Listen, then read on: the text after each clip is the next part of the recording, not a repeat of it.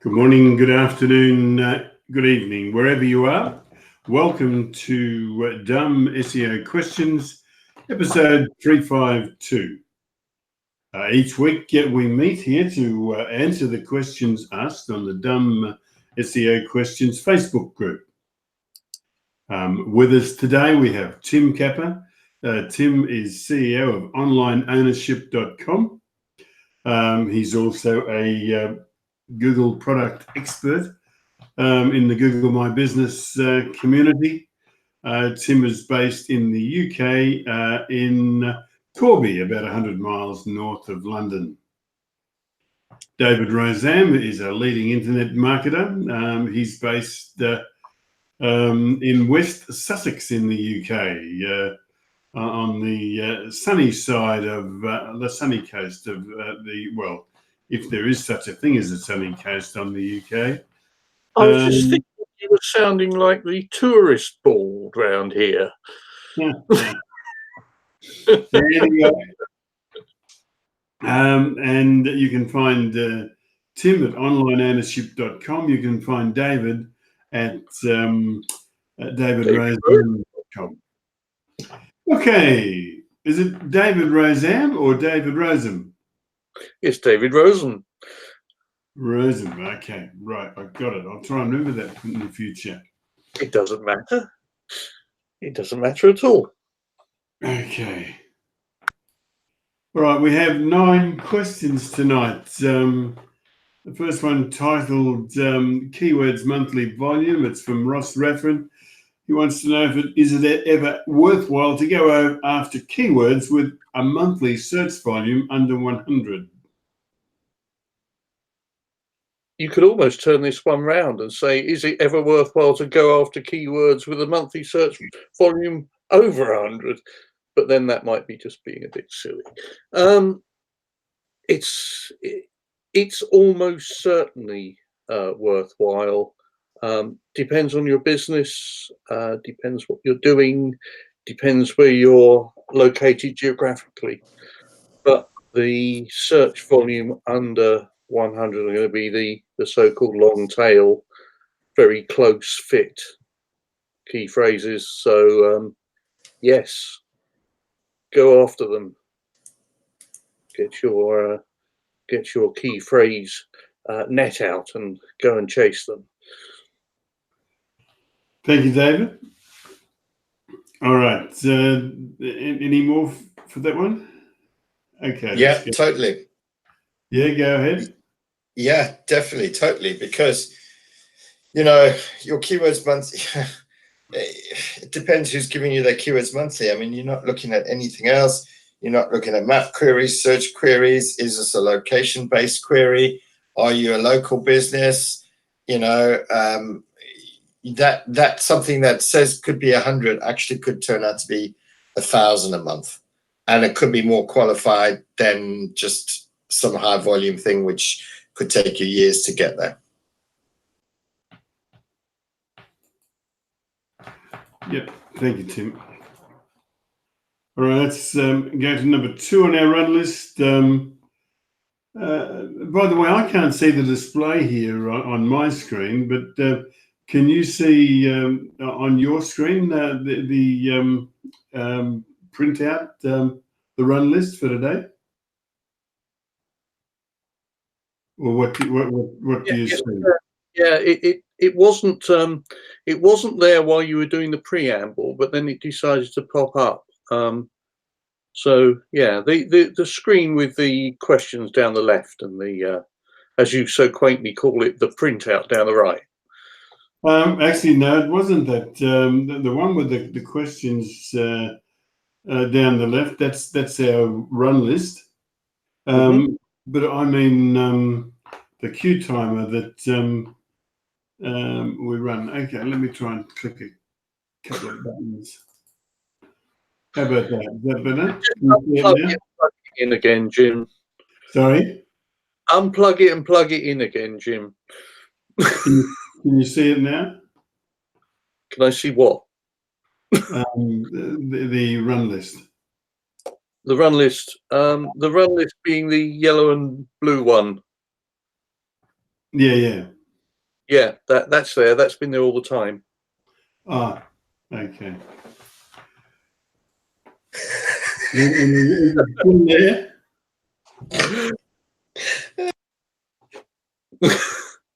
You right, Tim? Yes, mate. I'm just having a giggle at your senility. Well, what can I say? Technology beat me this time. Okay, here's one from JL Faverio. Is SSL a Google search ranking factor? Well, if you want to consider that if you aren't secure and Google says at some point they're going to be telling people that the site's not secure, yeah, I would say it's a search rank. I would say it's a CTR factor.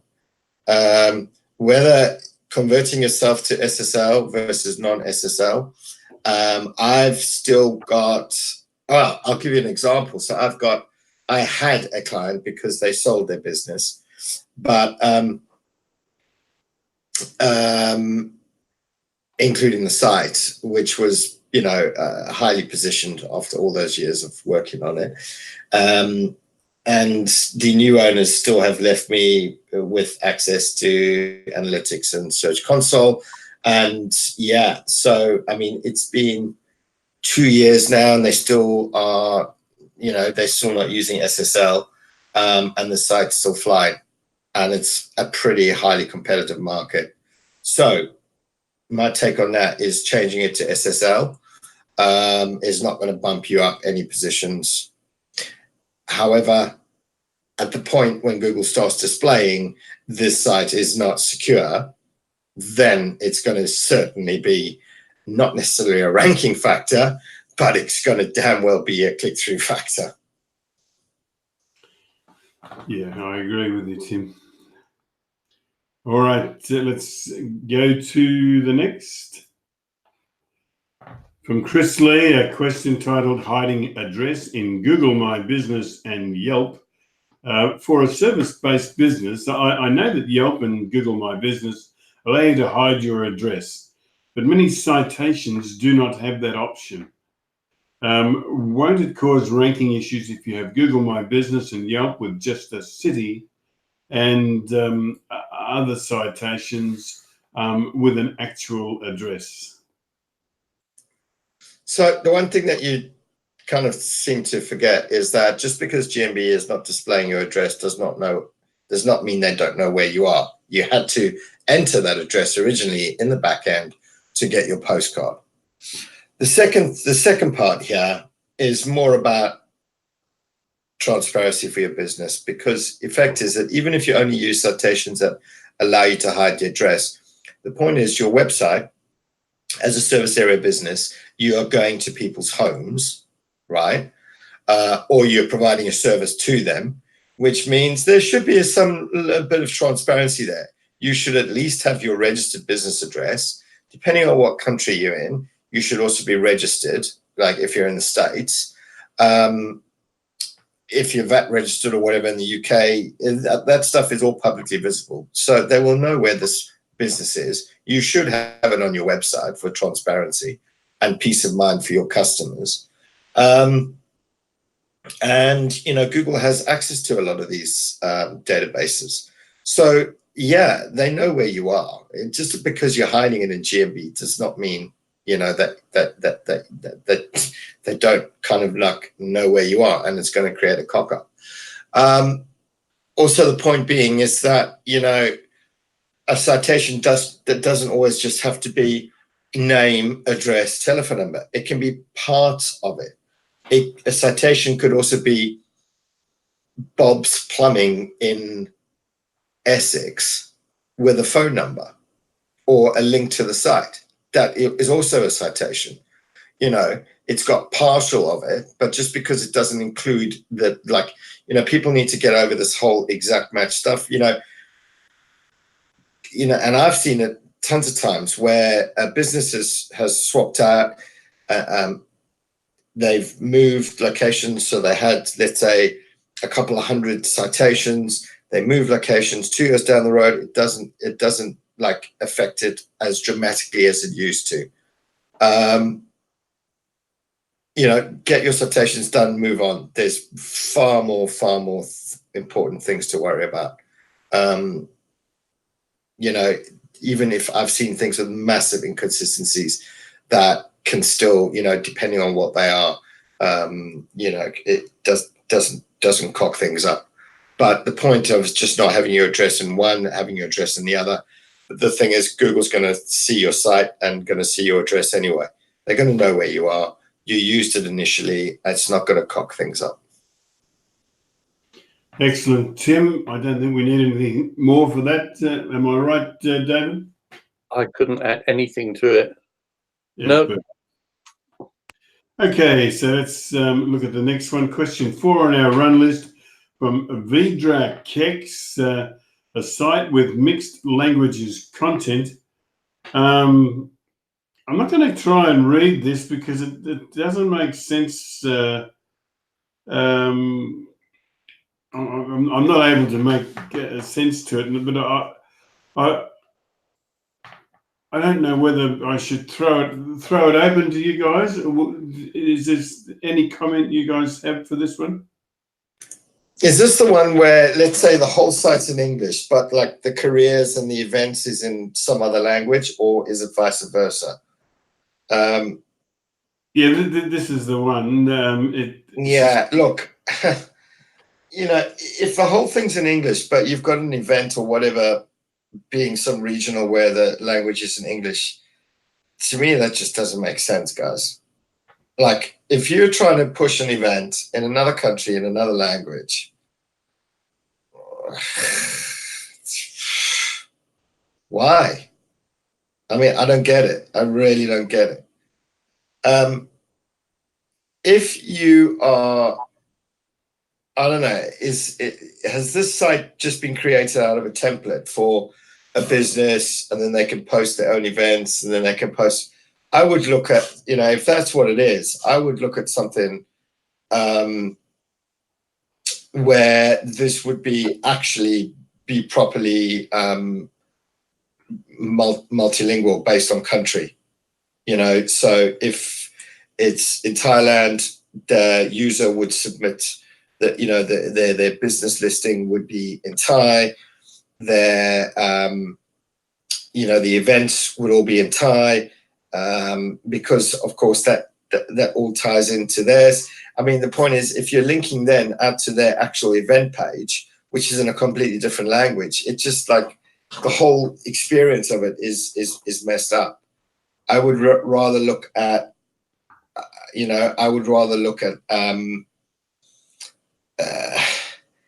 properly segmenting by country and by language.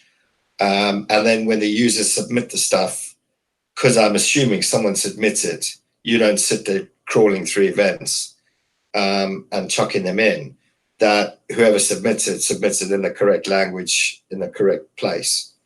And just remember that if someone is searching on Google in English and lands on a particular page where they're directed, the auto translate from Google is pretty brilliant these days, and will translate it for them on the fly. But I think what you guys need to really do is just look at what's the intended purpose. Like, why am I serving an event in a different language to a country that doesn't speak that language? I think you need to take a long, hard look at what you're actually trying to achieve.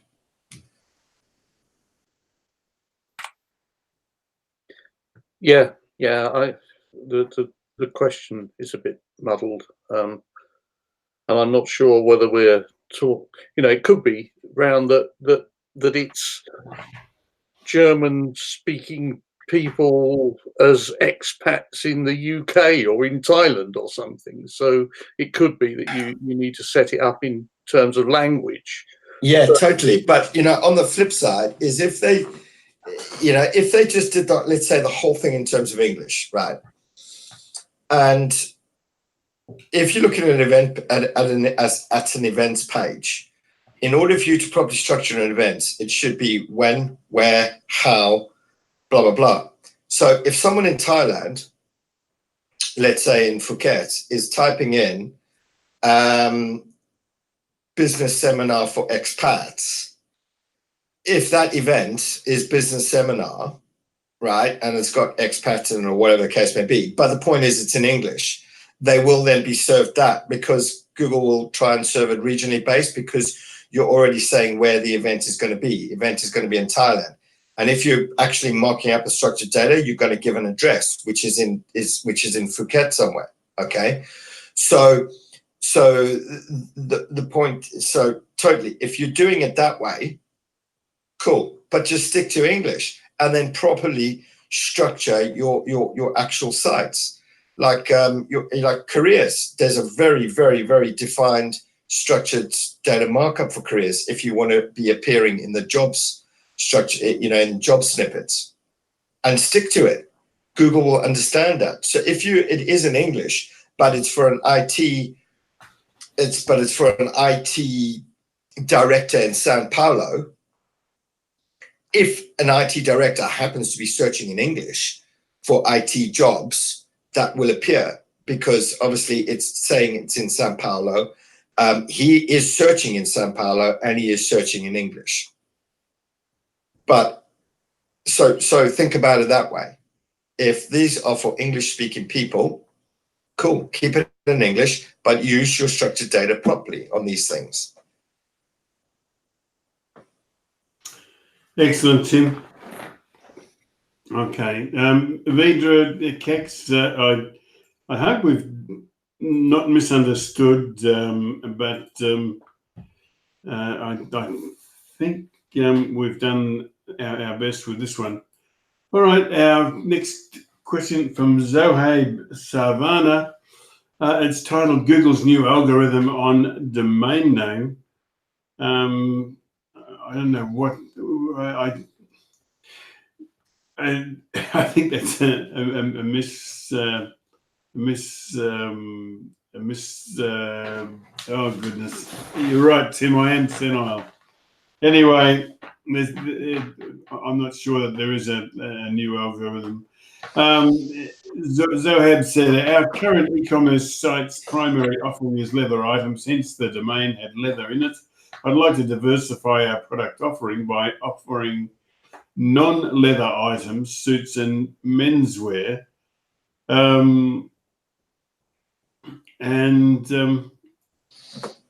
He also said, my SEO manager is saying that we should not offer non-leather items due to Google's new algorithm. He also suggested we can add the non-leather items and create a social strategy versus organic, or we can create a separate site strictly for the non-leather offerings. Is he correct about Google's algorithms? Is it better to create a new site altogether? So look, I think your SEO, because there's no such thing as an algorithm on a domain name. Okay, there used to be something like years back with EMDs were better, but I think what he is potentially referring to is the actual context of things, and semantic understanding of a site. But that is not based on a domain name. Just because you have leather in your domain name doesn't mean you can't have plastic, faux leather, freaking titanium wallets. Okay. So I think the better thing for you to do is to understand or try and think of like your brand.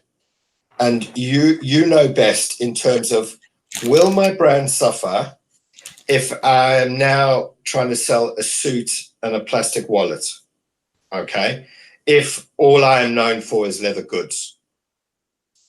And I think this is more of a branding perspective for your brand, because it's quite easy for you to create a section on the site, our new menswear line. And in there you explain, we're expanding such and such a brand out into different types of menswear, and here are the the different suggestions on that, on non-leather items. it could also work in your favor, because you could have a leather section and a non-leather section. Even if you've got leather in your domain name, doesn't matter. But one's leather, one's non-leather, isn't it? So it could also work in that favor. But I digress. I think you should think of what is better for your brand, and then make that you know, when I'm saying better for your brand, will it cheapen your leather products if all of a sudden you're selling a plastic wallet for $10 rather than your usual cheapest leather item, which is $50? So I think you need to look at your brand rather than thinking about this at the minute. If it's going to work, or you think you can integrate it and it would actually benefit, you know, your customers, or it's something that your customers want, then it's very easily integrated, and it could work quite nicely. Leather and non-leather, menswear, you know, and you quite easily explain it's a new brand. If you don't feel that it's going to work for your brand, then yeah, a new mini site, which you can work in quite easily in partnership, in tandem, because both sites can link to each other anyway. You can do it that way. Mm-hmm. I agree. I think that this is there is a very big brand question in here. I think it's also, I would think about what are the leather items you're selling at the moment. If there's something like, I don't know, seats, chairs, furniture, that kind of thing, then it maybe won't fit so well with suits and menswear. If it's shoes, if it's coats, of course it'll fit very nicely with suits and menswear. So I think that's another question you need to think about. How does it work? How will people come to your site and see what you've got? You know, what the hell? Why have they got this and that? What's this business about? Or, you know, this is a logical fit. These things feel as if they belong together. And I would think about it along those lines, as well as your brand. Although, you know, you may think that that actually brand and what's on the site, product range, are very, very overlapping, is the word I'm looking for. But yeah, that's the way I would approach it.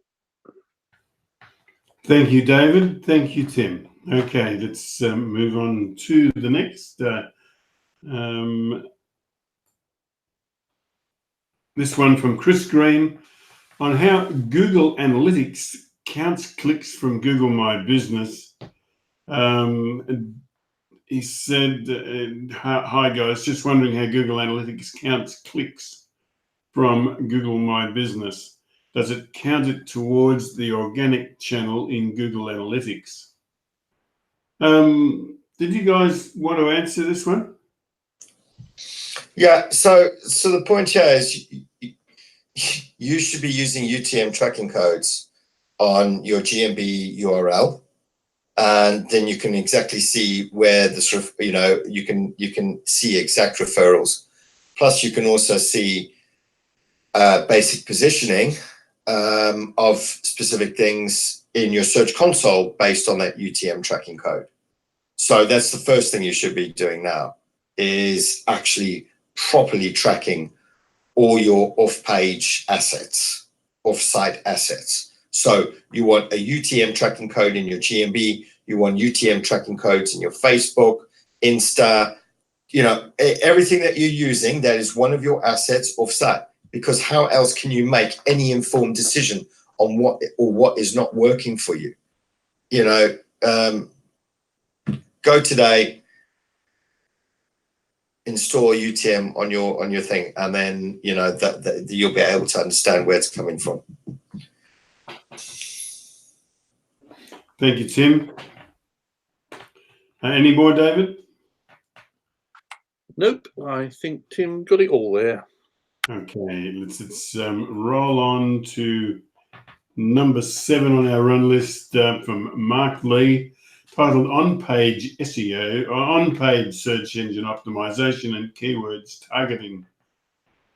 Mark said, I'm curious to know how people structure their websites to meet SEO criteria, specifically WordPress and Yoast users. I've heard of people not worrying about making their homepage full of wording to meet the Yoast SEO checks, but instead creating specific pages to match specific keywords. What are your thoughts on this? Look, Yoast is a tool, okay? And it's pretty granular. So if your page, like your homepage, is gas repair service, and your H1 says gas repair in London, and then you include 2 or 3 more gas repair words in your body copy, all looks natural, and your Yoast still won't, flag you as green, because you've forgotten to actually add into the Yoast little thing, like, I don't know what they call it, the target keyword or something. And if you type in gas repair service in there, because you've used it in one of your tags 2 or 3 times in your page, and you've remembered to chuck it into that, it all of a sudden comes up green. It's like, mate, this is a tool. Start thinking about what's natural. Certainly target each specific page. Look at, your title, or your how it fits within the site, your title of it, your H1 essentially, your body copy. Make sure that you're actually either providing the information needed to the user to make a purchasing decision. If it's a service, if it's a product, same again. Are you selling that product to the user? Are you, etc. So, make sure that that page is doing what you intended to be doing, either converting the user into a sale, either moving them through to a following page or a sign up, or whatever the case may be. Don't be worrying about Yoast little green lights. Yeah. I've tried to persuade clients in the past to switch off the Yoast little green lights and whatever. Oh mate, and the minute I get a site, if I see it's got, I literally quickly turn them off, because then the client, whenever they log in, they've never ever seen them before. They will never see them, and therefore they will never sit there and spam the fuck out of their own stuff. It's just insanity. Turn it off quickly. Okay. Mine are addicted to it, or some of mine are addicted to it. All right, let's move on to the next. Before I do that, let me thank people like Michael Martinez, Richard Hearn, Michael Stricker, people who look after queries on our Dumb SEO Questions Facebook group through the week, provide instant ready answers and ready for our review once a week. We thank you very much for your contribution. It's invaluable.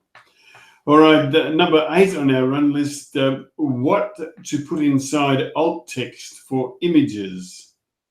Vidra said, hello, regarding alt text, I wonder what do we want to tell Google? Is it what is on the image exactly, like a dog in a cute outfit, or more related to the content?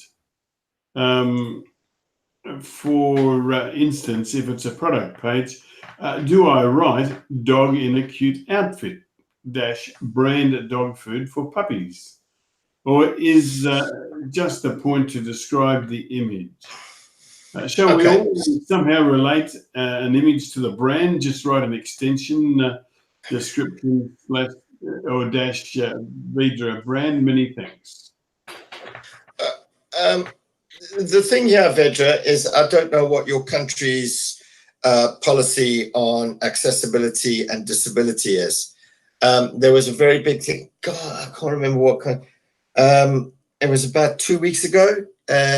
Someone won a massive payout. On what site? Because their screen reader, it was the images were inaccessible to the screen reader. And that is what alt text is for. Alt text is to describe the image. If you're using a cute dog in an outfit on puppy food, I would probably get a puppy, a cute dog in a puppy outfit eating food, because then you could at least describe cute dog eating puppy food, which is relevant to that page, and then finish it off with your brand. Obviously, because if those are your images, you also want to brand them. So I would pick a more relevant image to a cute dog, a cute puppy eating puppy food, because for a screen reader, that describes it well.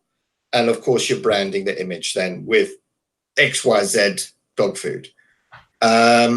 So first off, think about, I don't know what country you're in, think about your legal obligations. And trust me, I think we're going to see more and more of this happening. As you know, and especially there was that multi-million-dollar payout a couple months ago. So definitely, you know, try and use a more relevant image so that your description of the image actually works with the brand and the product. Yep. Yep.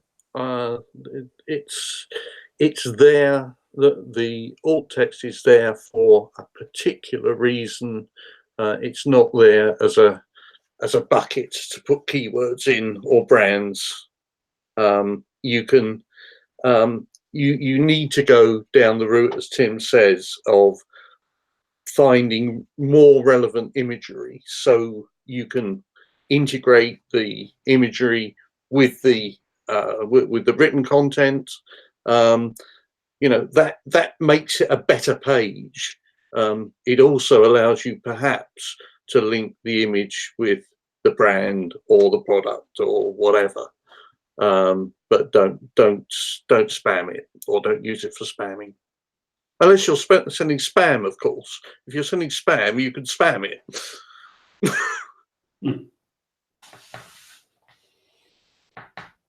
Okay. All right. Let's move on to the next. Okay, it's number 9 on our run list. It's titled Using Both H-Entry and Article Schema. It's from Ross Raffin. He said, if you are putting schema up for a blog post, is there a reason to use both H-Entry and article schema as opposed to one or the other?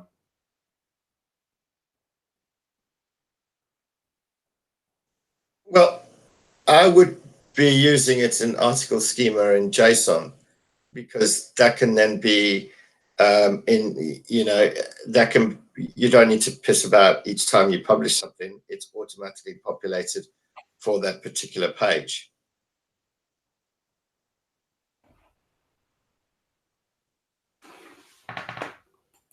Thank you. I think that's a concise and succinct answer. Thank you, Tim. All right, I think that we are at the end of our road today. Yes, it is. It's thank you for watching time. I've thanked everybody, or all those people that answer questions through the week. Thank you very much again. We're so grateful. And I also thank David Razam and Tim Capper for answering our questions tonight. We'll be back at the same time next week to do this all again. But for now, it's good night, and thank you very much.